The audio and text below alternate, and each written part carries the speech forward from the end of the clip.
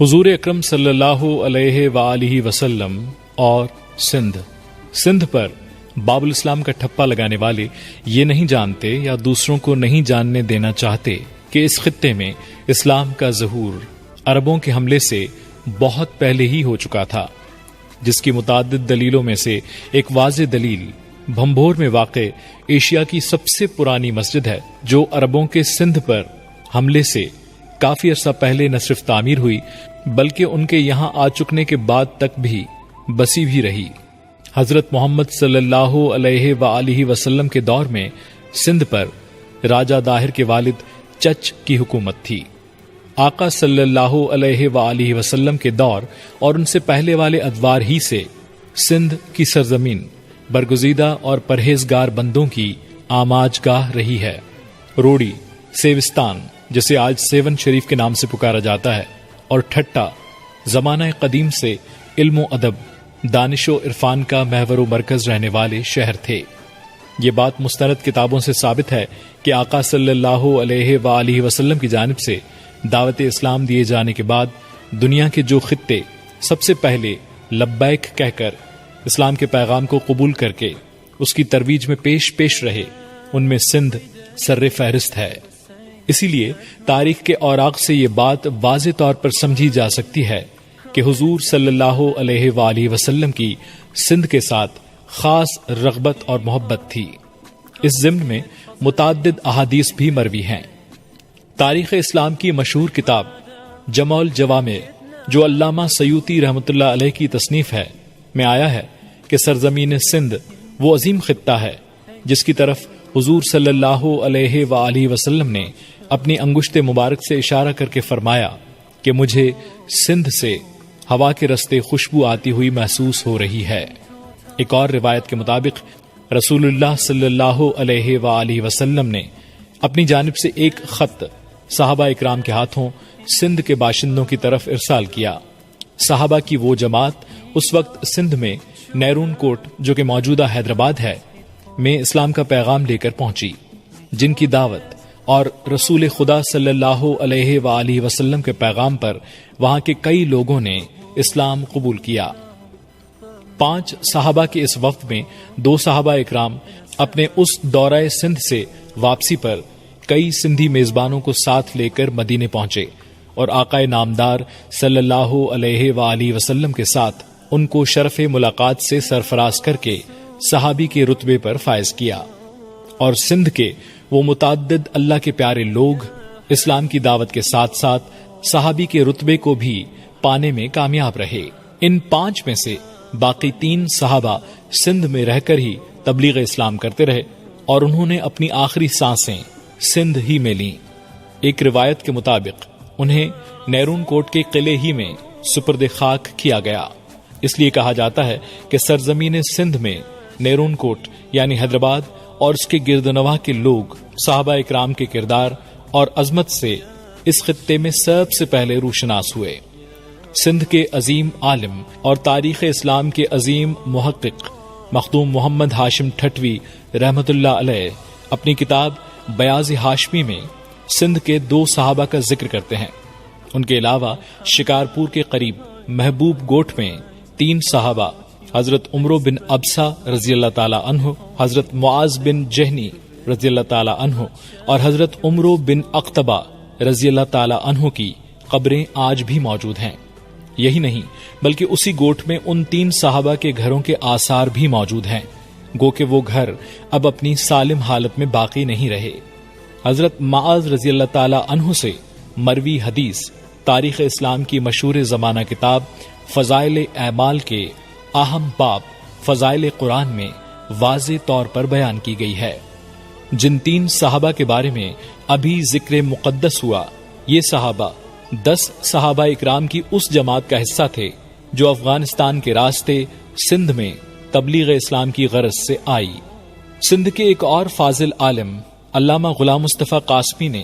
مولانا حاجی احمد ملاح کی جانب سے کیے ہوئے قرآن پاک کے منظوم سندھی ترجمے کے مقدمے میں حضرت علی کرم اللہ وجہ سے ایک حدیث روایت کی ہے کہ میں دربار رسالت مواب صلی اللہ علیہ وآلہ وسلم میں موجود تھا کہ وہاں پر 2 وفود آئے، ایک افریقہ سے اور دوسرا سندھ سے، جو دونوں حلقہ اسلام میں داخل ہوئے۔ معروف سندھی محقق مامور یوسفانی نے اپنی کتاب میں ضلع میرپور خاص کے تعلقہ جیمس آباد، جس کو اس وقت کوٹ غلام محمد بھی کہا جاتا ہے، میں ایک صحابی کے مرقد کی موجودگی کا انکشاف کیا ہے، جہاں اصحابو نامی ایک دیہ بھی ریونیو ریکارڈ میں موجود ہے، جو اسی صحابی کے نام سے منسوب بتائی جاتی ہے۔ یہ بھی ایک مضبوط روایت ہے کہ ام المومنین حضرت عائشہ صدیقہ رضی اللہ تعالی عنہا کی ایک خادمہ بھی سندھن تھیں، جو صحابی کے رتبے پر فائز ہیں۔ علاوہ ازیں حضرت علی کرم اللہ وجہہ کی ایک زوجہ جندان بھی سندھ سے تھیں۔ حضرت اسما بنت حضرت ابوبکر صدیق رضی اللہ تعالی عنہ نے فرمایا کہ میں نے محمد، جو حضرت علی کرم اللہ وجہہ کے صاحبزادے تھے، کی ماں کو دیکھا جو سندھن تھیں۔ اس کے علاوہ ام المومنین حضرت بی بی عائشہ صدیقہ رضی اللہ تعالی عنہا کے سخت بیمار ہونے پر سندھ کے طبیب سے علاج کروانا، جس کا ذکر تاریخ اسلام کے معروف تاریخ دان امام محمد رحمۃ اللہ علیہ کی کتاب موتا محمد میں بھی آیا ہے، سندھ سے آقا صلی اللہ علیہ وآلہ وسلم کے مضبوط تعلق کی دلیل ہے۔ شہر علم کے دروازے حضرت علی المرتضی کرم اللہ وجہہ کا مستند قول ہے کہ علم اور عرفان کا سورج سرزمین سندھ سے ابھرا۔ معروف مورخ ابن حبیب اپنی کتاب تصنیف المجر میں لکھتے ہیں کہ آقا صلی اللہ علیہ وآلہ وسلم جب حضرت بی بی خدیجۃ الکبریٰ کے بیوپار کی غرض سے دبا نامی ایک میلے میں پہنچے تو وہاں آپ صلی اللہ علیہ وآلہ وسلم نے سندھی لباس کو دلچسپی سے دیکھا۔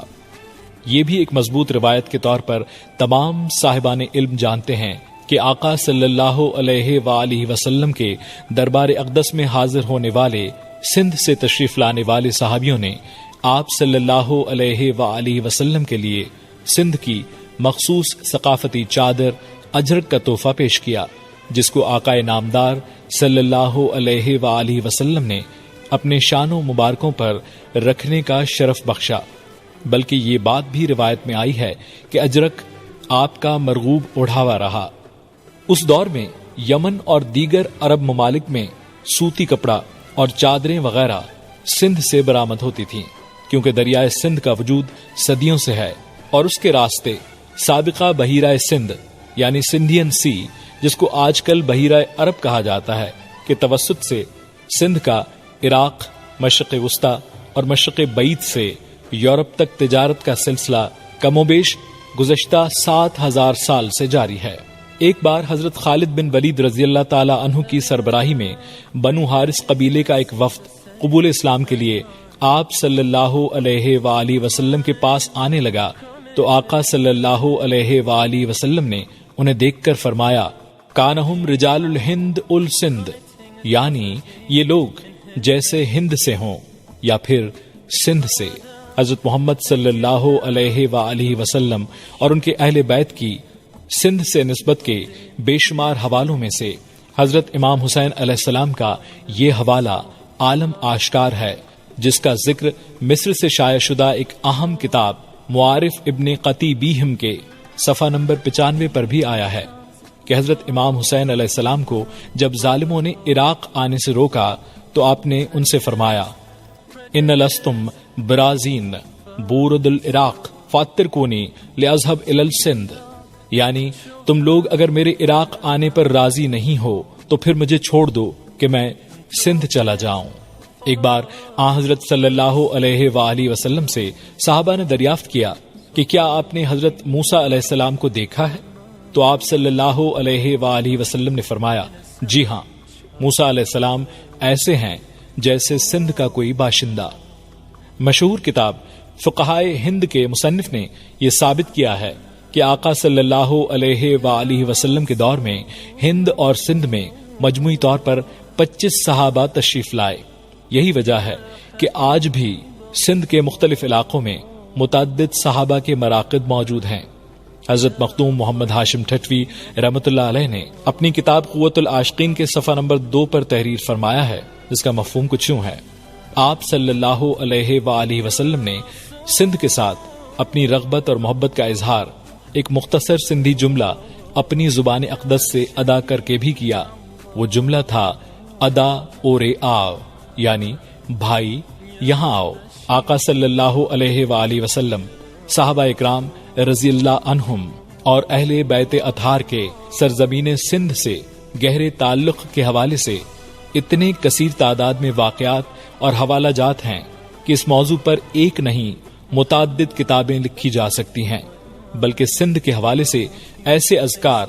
جو مختلف مستند کتابوں میں بکھرے پڑے ہیں کو یکجا کرنے کی اشد ضرورت ہے، جو اس دور کا تقاضا بھی ہے اور اسلام کی ترویج میں اہم کردار ادا کرنے والے خطوں کو صحیح مقام دینے کے حوالے سے ضروری بھی۔ سرزمین سندھ ہمیشہ سچ کی طرفدار رہی ہے، اسی لیے جب انسانیت کا علم بردار اور امن کا حامی مذہب اسلام پھیلا تو سرزمین سندھ اس کی تقلید کرنے والے خطوں میں پیش رہی۔ اسی لیے آقا نامدار صلی اللہ علیہ وآلہ وسلم اور سندھ کے تعلق کو نہ جھٹلایا جا سکتا ہے اور نہ چھپایا جا سکتا ہے۔ رسول